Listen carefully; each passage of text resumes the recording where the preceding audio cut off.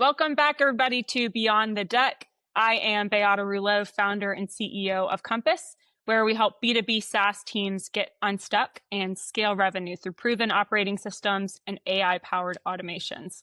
Today, I'm super excited to be joined by Mike Lewis. He is the president of LoanPASS. They are a decisioning engine used by banks, credit unions, and mortgage lenders who are looking to modernize pricing, eligibility, and automated underwriting. Mike, so glad to have you here. Welcome to the podcast. Thank you, Beata. I love this opportunity. I love your name. I think it's going to be a wonderful conversation. I'm looking forward to it. I am too. I would love for you to just start, for people who don't know you, give us a little bit about your background and what your role looks like at LoanPASS. Sure. So it's the story is long and varied, but succinctly, I kind of fell into this over at least mortgage lending or mortgage technology. I did not start or graduate with a degree in that, but kind of fell into it out of necessity. And for the last 30 or so years, have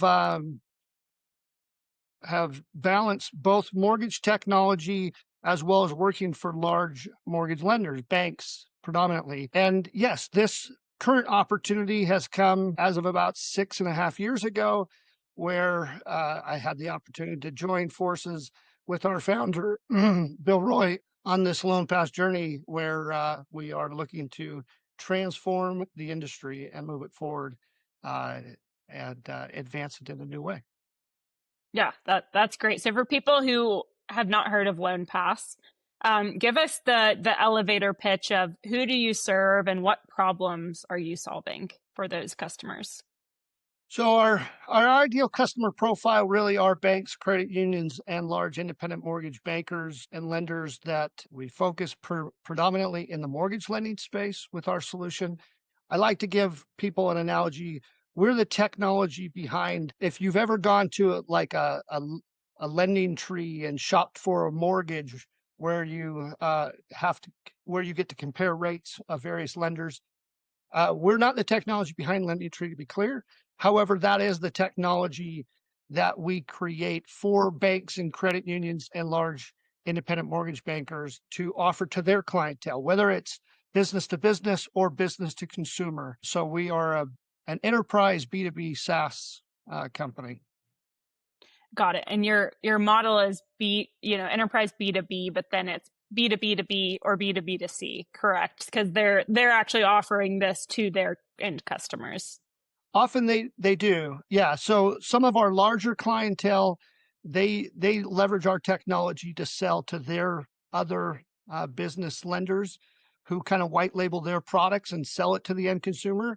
And some of our mid-tier clients actually use our technology directly to consumers and use it consumer facing. But we are not consumer facing. We are strictly B2B with our technology that we offer. Got it. That makes sense. And what's like, you've talked about 30 years in this industry. I'm guessing you've seen a lot of changes that have happened. I would love if you can think of any, just what are the shifts that you've seen through that period within this industry? So what's interesting about this industry, since is that the majority of the technology predominantly is the same as when I entered. It's a very slow moving industry historically. A lot of the customers that we were talking about are more, if you're kind of in the sales cycle of technology, they're more laggards as opposed to early adopters predominantly. And they stick with what they know and what works. They like to invest in new technology and let everybody kind of cut their teeth on it and work out all the bugs, and then they'll take it on. So over the last 30, so I've seen and touched most of the technology within the space in my various roles at the various companies where I've worked. But I think there hasn't been anything that's been really revolutionary that's taken advantage of the new tech. I would predominantly, except I would say within the last half decade. That's when a lot of, I think, Silicon Valley and some of these other folks that have seen like the industry traditionally has been pretty slow to adopt and emerge to new tech. They have seen that there's an opportunity and they've come in with new exciting offerings and have come across a little bit of adoption, but a little bit of normal resistance to change. And we are kind of along those same lines. We've been around for right around the start of COVID, and our start and our founding is kind of an interesting story. But we are brand new technology that we're introducing to these and really revolutionizing the way that they interact with their customers. I would love for you to dive more into that because this is definitely, selling into, you call them laggers, but industries that are a little bit behind the curve. How do you think about, because there's obviously an education component, but having a software and a technology that is different and new with customers who might not be there? Is it a lot of education? How do you approach that? Oh, that's an excellent point. That is the predominant way, education and relationships. So a lot of these folks are relationship based. They do business, it the stereotype is you do business on a handshake. And there's a lot to be said around that in this space, because their business is relationship based with their customers, right? The people, when think about who you bank with, you know, it may not be as much so now as it was a generation ago with my folks, where, that community bank was the place that you went because they held your money, and they're where you went to get a loan for your home, and they're where you went to get a loan for your business, or whatever the case may be. You build those strong relationships. So they are a very relationship heavy industry. So you've got to match that with your selling and your marketing, and you've got to have patience, and you've got to really lead with education. And in terms of the way that we've gone about growing the business was we went kind of out onto the fringe of where there was an unserved market. So we didn't have a lot of competition. There wasn't a lot of there wasn't a lot of places to kind of compete against with other companies, and we could go in, cut our teeth on it, provide real value, grow and mature, build out the feature functionality, and then introduce ourselves more into the mainstream so that we had clients' success stories to share, case studies, testimonials, those kinds of things, along with the education that really are needed for that market segment to feel as though, okay, this is now a mature company. They have cut their teeth. They are stable. They're going to be here for the long term.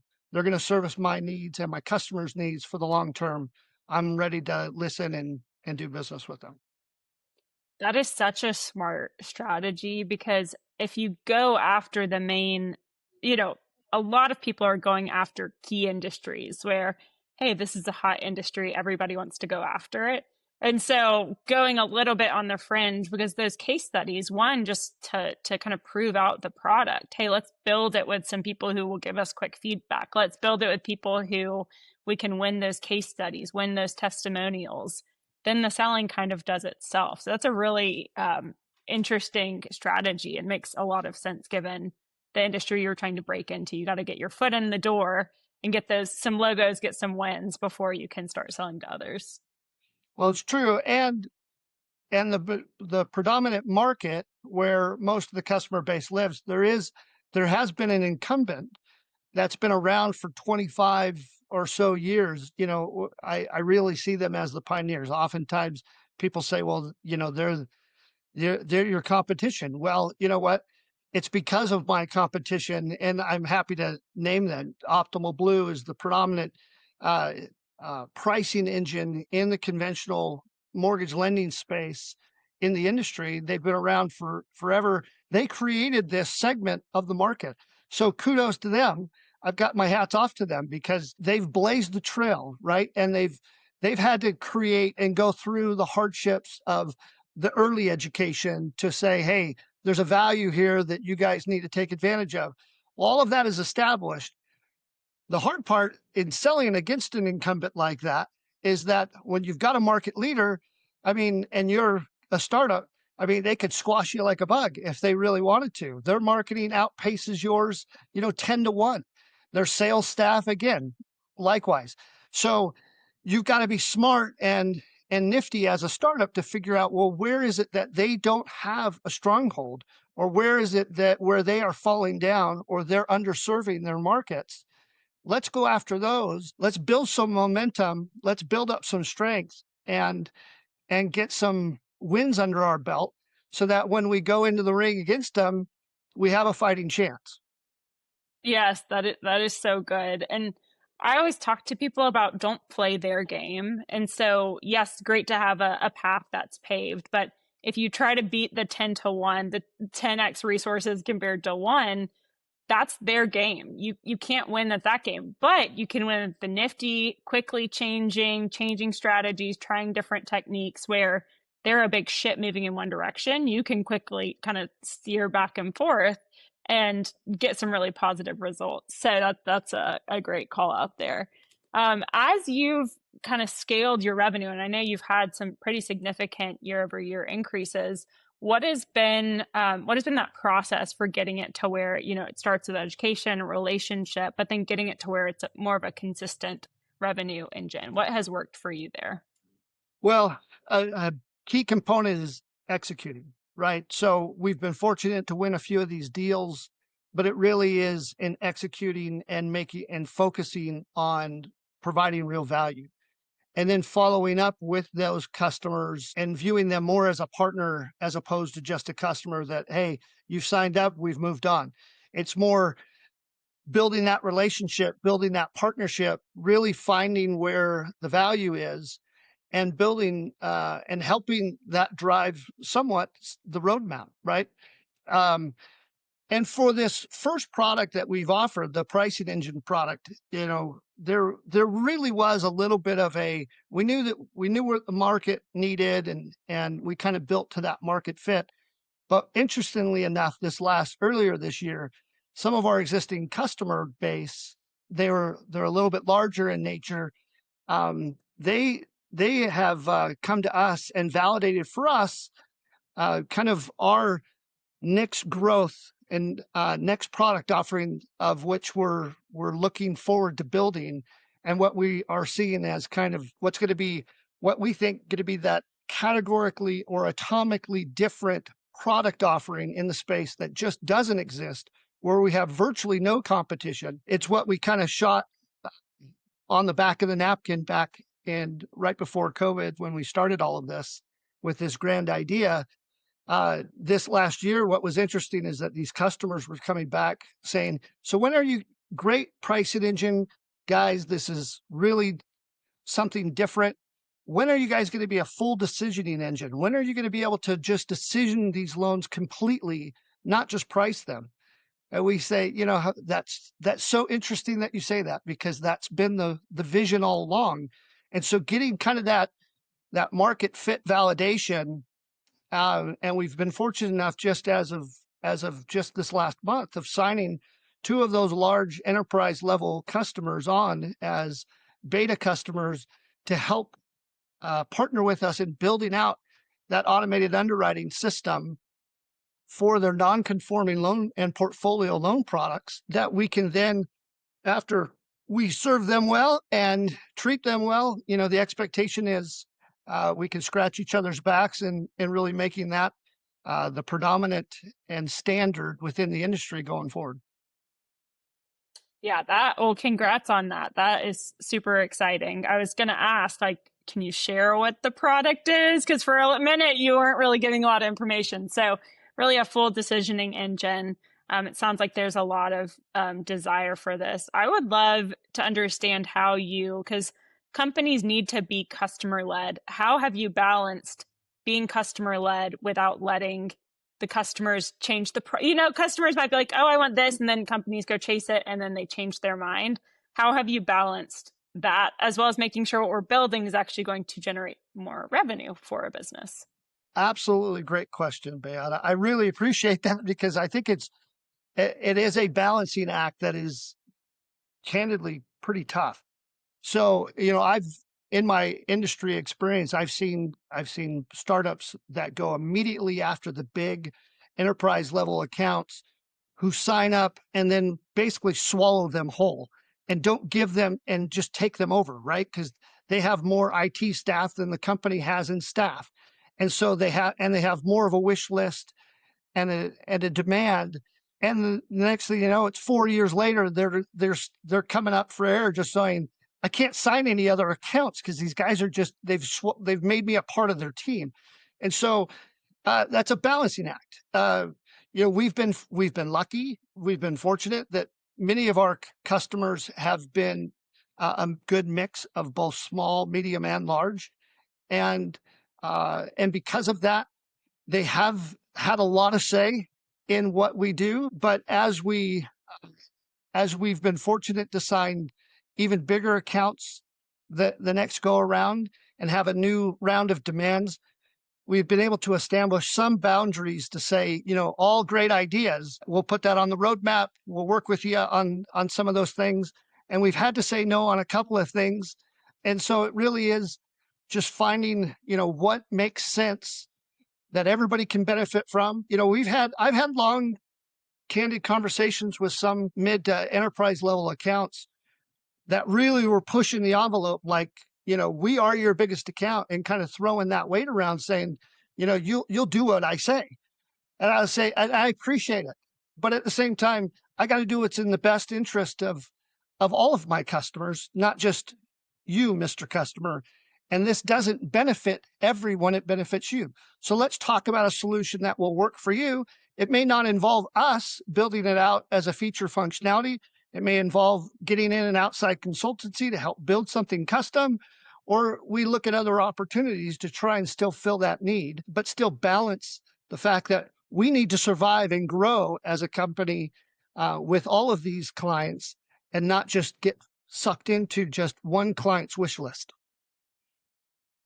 It was absolutely brilliant. I just want to put a exclamation point on what you just said. But the it sounds like the way you approach it is really that it's a partner. That's, you've mentioned that word a couple of times, and so we don't have to be everything for everyone. And if we try to be that, we're nothing. If you try to do everything, you're going to do nothing well.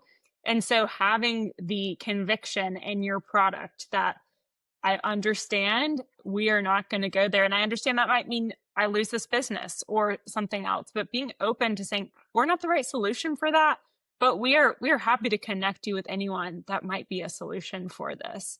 That's really where you get those long-term partnerships, is we want the best for our partners. And so we should be honest with them. We shouldn't say that we are something if we're not. So absolutely brilliant. I just wanted to put a exclamation point on that. Well, thank you. Yeah, and could not be emphasized enough. That's so my background a little bit. I grazed over it. Is in professional services. I've worked, at some of these technology firms where I've worked, as well as some of the consultancies in the industry. I was in professional services, so you kind of learn that you can't always make everybody happy, and at the same time, I really am kind of a proponent of selling what you have, because I often was the face of the product when I stepped into the shop, and nothing was more infuriating for me than to step in front and have the person who bought it, we sit down and start to go through the details, and he or she would say, that's not what I was told in the sales cycle. That I was told that it would do X, Y, and Z, and you're telling me it doesn't. And I'm like, well, it doesn't. So I've become a real big stickler, as my team would attest, that we do not sell vaporware. If we have to tell people that there are limitations to a product, because let's be realistic, there are to every product. There are strengths that products serve. There are weaknesses that are not served, and there are areas that just don't make sense to have the product entail or cover. So it's okay to know where your strengths are, stick to those, and go forward with that. And if you can execute on that, I think you'll be a good partner for your customer base. Yeah, that's great. I would love, you mentioned your team. I would love for you to just talk a little bit about, as you are scaling with a lean, from my understanding, a remote team, what's been the most surprising or challenging part of that? Great question. Being remote can have its own challenges.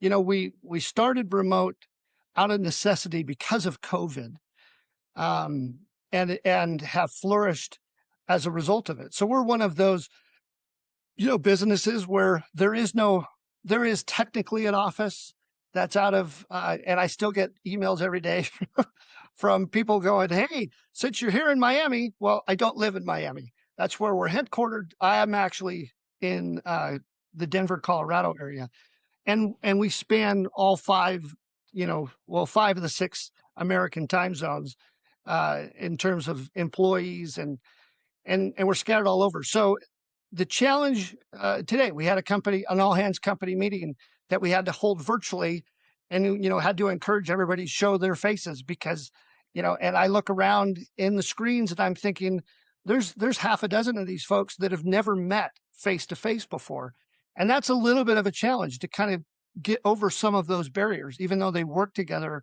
on a daily basis, and those are not my favorite things about being remote. But at the same time, it has the other thing is, there's pros and cons of working from home.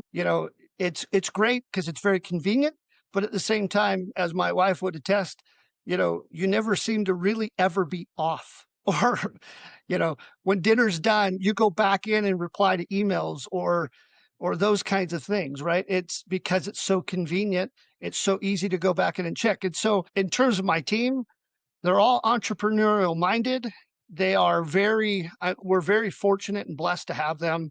They're all, you know, very hardworking, very customer focused, very detail oriented, very results driven types of individuals, and team oriented individuals. And so we've been very fortunate to where I can manage a team that I don't have to micromanage, because there's no way to micromanage when you're doing so virtually.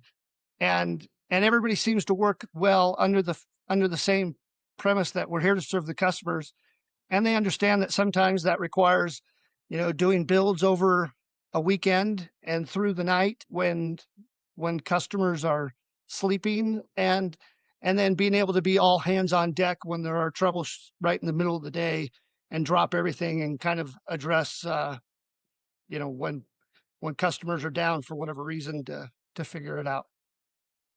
I think that's one that, yes, all the points you brought up, I agree with. I work remote most of the time, and so I relate to that a lot.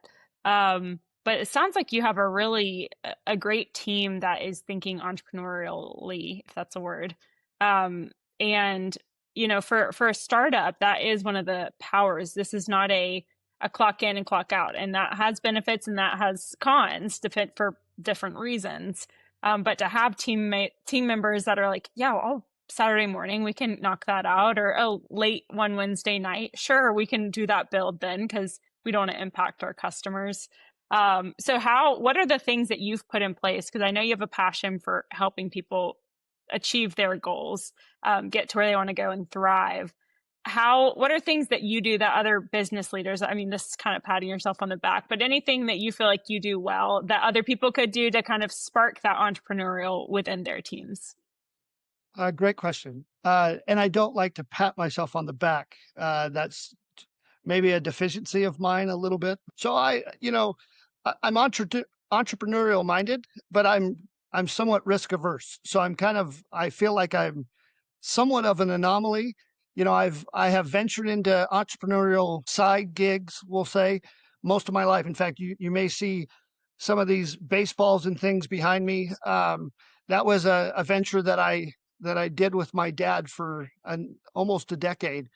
That I had a full time job, but this was kind of a second full time job that generated some income as well. It was kind of a passion project that I got to do with my father, which was a dream come true, if you ask me. So that's where the passion comes. Is I like to find people that are like me, that are entrepreneurial driven, but somewhat risk averse, to just throw their hat in the ring and quit their job and put all their life savings into a business or to a venture, not knowing, not having a plan, and not doing what's going to come next. I love to talk, be a mentor for those folks, help them in networking, help them in finding connections, and you know, they push me to be better and to be more entrepreneurial. I help push them likewise. Sometimes not always, right? Sometimes it may make more sense to say, hey, stick with that entrepreneurial gig and stay with that job and learn a little bit more of some of these skill sets that will help you and give you a little more confidence when you go out on your own to do, because you got to realize when you go on your own, especially if you start by yourself, you're wearing every hat and you can't be an expert with every hat that you wear.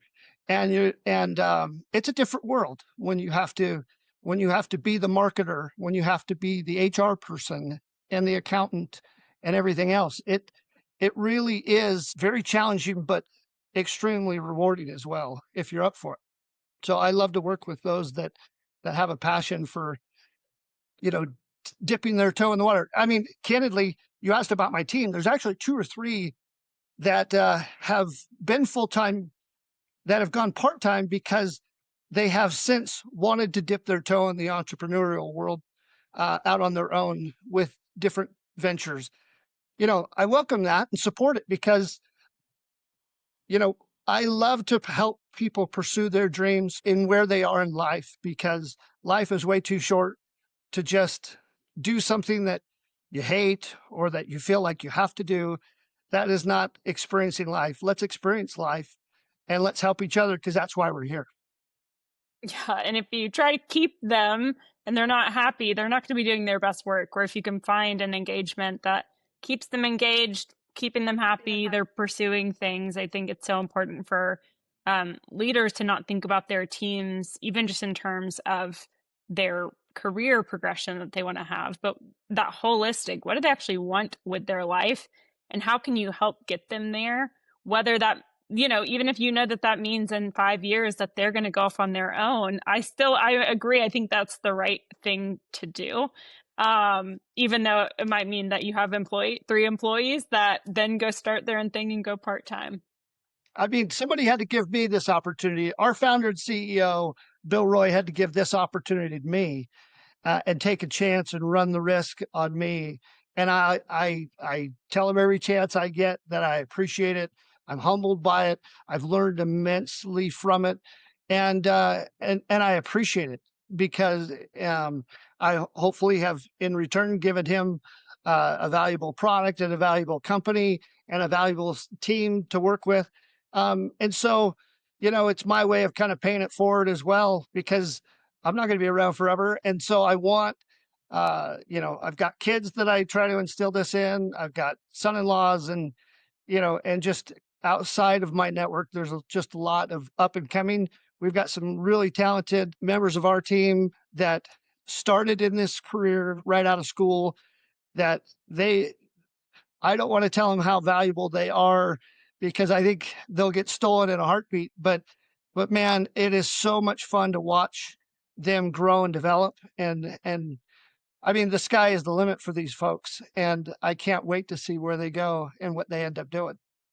That's so amazing. Actually, my career started as an executive assistant to a CEO, and I had no idea where it would take me. And it's following the breadcrumbs. And so I feel like my career is thanks to people who were willing to open a door to, when I said, hey, I want to take on more, I want to learn more. They said, let's do it. I'll coach you. I'll give you feedback. It was hard. But I'm thankful there's people like you in the world that are leading teams, Mike. Wow. Um, Thank you. Thank you. If I yeah. could real quick, because Yeah. you know, you reminded me, one of my favorite is one of the places where I worked, a large regional bank. I was brought on to put in a whole new system for all of the sister banks and consolidate them all down to one. And the executive secretary to my boss, she had come over to my desk at one point and said, you know, I would love to learn kind of what you're doing. I mean, I know my job. I've been doing it for a decade and I'm kind of bored with it.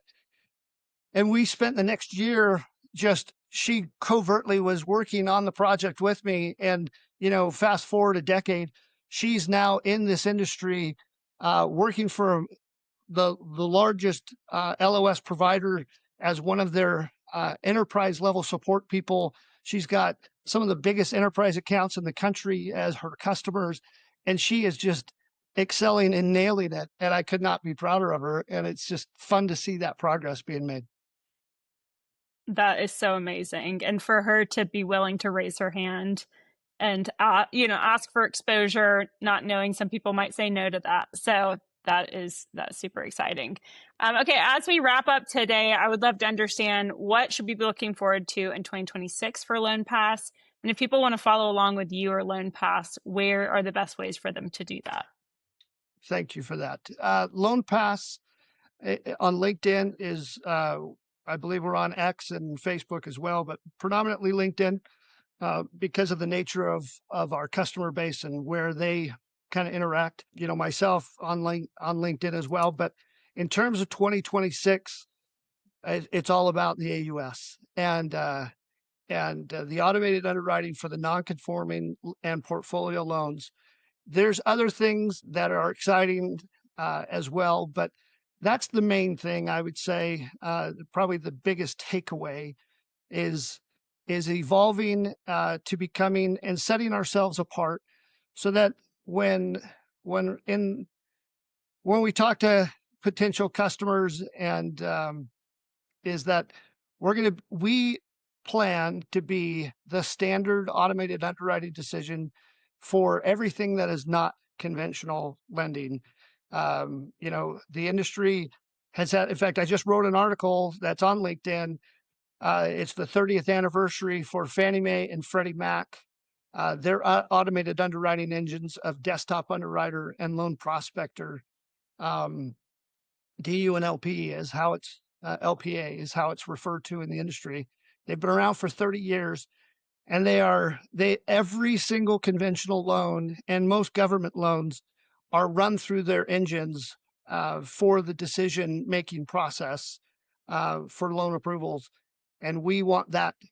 We want LoanPass to be that type of tool for everything that's not conforming or government. And so we've got a long road ahead of us and a pretty ambitious plan, but that is the plan. No, that is super exciting. I will make sure to put your website, your LinkedIn, in the description for anyone that's interested in getting in contact with you. But super excited about the AUS. I will for sure be following along with you, with your team. Mike, thank you so much for coming on today. It's been a pleasure. Thank you, Beata.